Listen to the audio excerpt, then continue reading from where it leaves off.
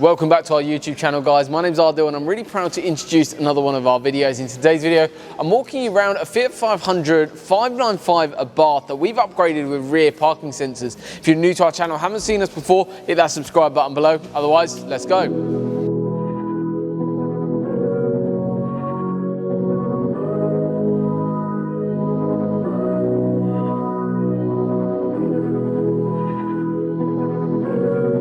So the customer came into us looking for a solution to help with parking the vehicle.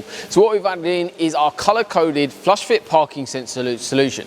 In essence, basically what's involved in doing something like this is actually removing the bumper completely, flushing in those 4 sensors into the bumper.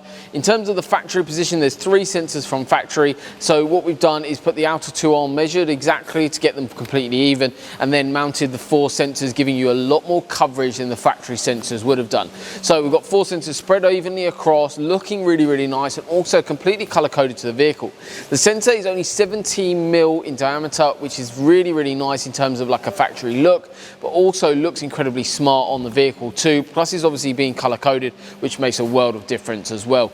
These systems are an audible tone solution, so as soon as you engage reverse, you get single beep to tell you they're activated, and then as you approach whatever the obstacle is, it will gradually go to a constant tone. So overall, a really nice solution to add and help getting parking sensors added onto the vehicle. We also do front versions as well. However, the rear ones are a really nice solution. I'm really glad that the customers spec'd it with this, and that's why this video is being published, basically to showcase the install that we've done. So to help you guys know that if you do own one of these looking for a solution like this, you know exactly what to do. Drop us a message on any of our social media platforms. We're more than happy to go through everything with you in a bit more detail. Hopefully you've enjoyed today's video. Please don't forget to like, share and subscribe to the YouTube channel, guys. But thank you very much for watching. We'll see you soon.